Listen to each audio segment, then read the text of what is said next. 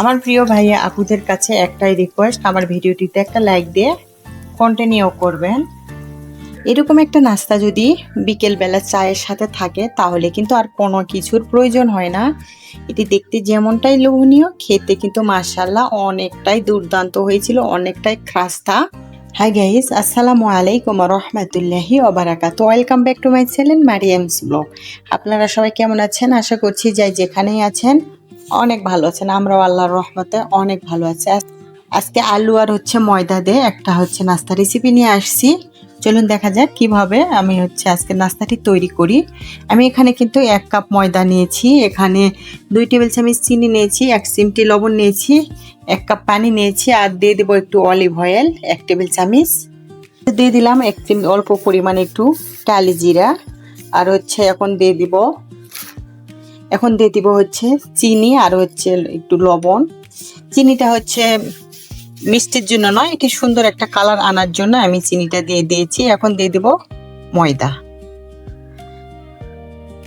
দিয়ে শুকনা উপকরণগুলি আমি ভালো করে একটু মিশিয়ে নিব। এখন আমি এর মাঝে দিয়ে দিব 1 টেবিল চামচ 1.5 টেবিল চামচ অলিভ অয়েল। তারপর শুকনা উপকরণগুলি ভালো করে আমি একটু মিশিয়ে নিব। দেখেন ভালো করে আমি মিশিয়ে নিচ্ছি। যখন দেখবেন যে এরকম দলা পেকে আসছে তখন মনে করবেন যে এটি কিন্তু মিশানো হয়ে গেছে। এর মাঝে এখন আমি অল্প অল্প করে পানি দিয়ে সুন্দর একটা ডো তৈরি করে নিব। দেখেন এরকম কিন্তু চেপে চেপে ভালো করে এটি মেখে নেবেন এরকম করে, তাহলে কিন্তু অনেক খাস্তা হবে নাস্তাটি, খেতে অনেকটাই ভালো লাগবে। আর একটু পানি দিলাম, দিয়ে ভালো করে আমি ভালো করে একটা সুন্দর একটা ডো তৈরি করে নিয়ে আসছি। এই তো দেখেন ডোটা কিন্তু আমার পারফেক্ট হয়ে গেছে। আমি একটু হালকা একটু তেল দিয়ে এটি 10 মিনিটের জন্য ঢেকে রাখবো। আর এই নাস্তাটি তৈরি করতে যে আলুর পুটি আমি দিব, সেই পুটি এখন আমি তৈরি করে নিব। আলুর পুটি তৈরি করতে আমি এখানে কিন্তু একটা মিক্সিং বল নিলাম, দিয়েছি একটু স্বাদ মতো লবণ, আবার দিয়েছি একটু শুকনা মরিচের গুঁড়া, একটু দিয়েছি হলুদ, একটু জিরা ও ধনিয়া গুঁড়া। এখন আমি 2টা আলু কিন্তু সিদ্ধ করে নিয়েছি, আলুগুলি ভালো করে এখন আমি ম্যাশ করে নিব। কিন্তু তৈরি করলে ছোট থেকে বড়রা কিন্তু অনেক মজা করে খেয়ে নেবে, এতটা লোভনীয় হয় এই নাস্তাটি। একবার বানালে কিন্তু বারবার সবাই রিকোয়েস্ট করবে এই নাস্তাটি তৈরি করার জন্য। এতটাই মজার এই নাস্তা, অনেকটাই খাস্তা, খেতে কিন্তু মাশাআল্লাহ অনেকটাই দুর্দান্ত হয়। আমি কিন্তু ভালো করে সবগুলি ভালো করে কিন্তু একবারে ম্যাশ করে নিব, কোনো প্রকার যেন দানা ভাব না থাকে। আমি ভালো করে হাত দিয়ে কিন্তু আমি চেপে চেপে নিচ্ছি।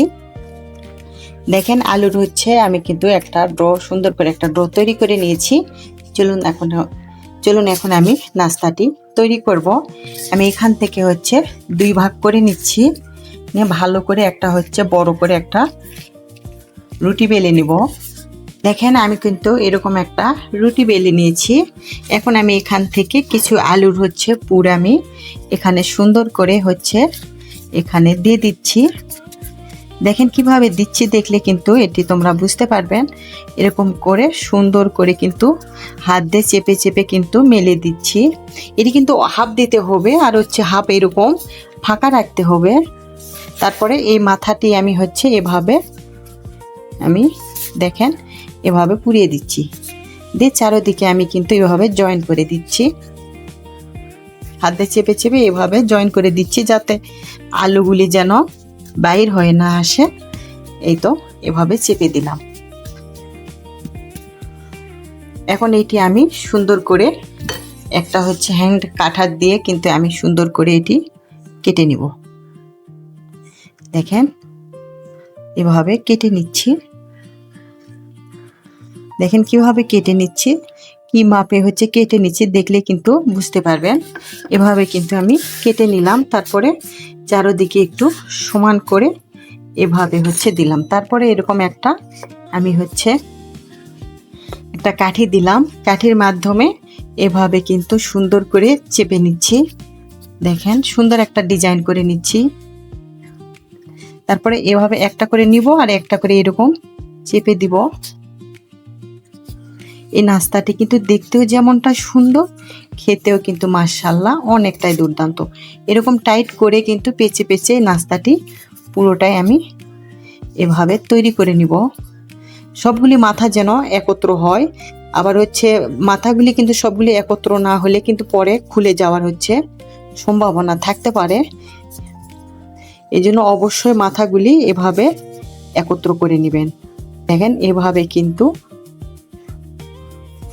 সবগুলি আমি হচ্ছে এরকম মাথাগুলি নিয়ে আসি এখানে, পরে আমি হচ্ছে মাথাটি দেখেন চেপে দিচ্ছি। এখানে বানানো হয়ে গেছে। এখন আমি এটি কাঠিটি ভিতর দিয়ে এভাবে বাহির করে নিয়ে এখানে কিন্তু আমি ভালো করে এই মাথাটি একটু চেপে জয়েন করে নিচ্ছি যেন খুলে না যায় কোনো মাথা।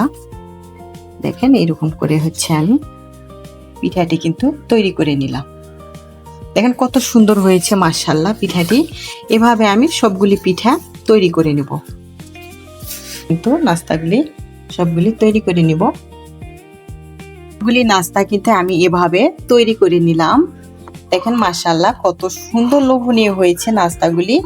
এখন আমি নাস্তাগুলি হচ্ছে ভালো করে হচ্ছে ভেজে নিব। খুব গরম হয়ে গেছে। এখন এর মাঝে আমি হচ্ছে অলিভ অয়েল দিয়ে দিব। এই তো এখন হচ্ছে দিয়ে দিচ্ছি।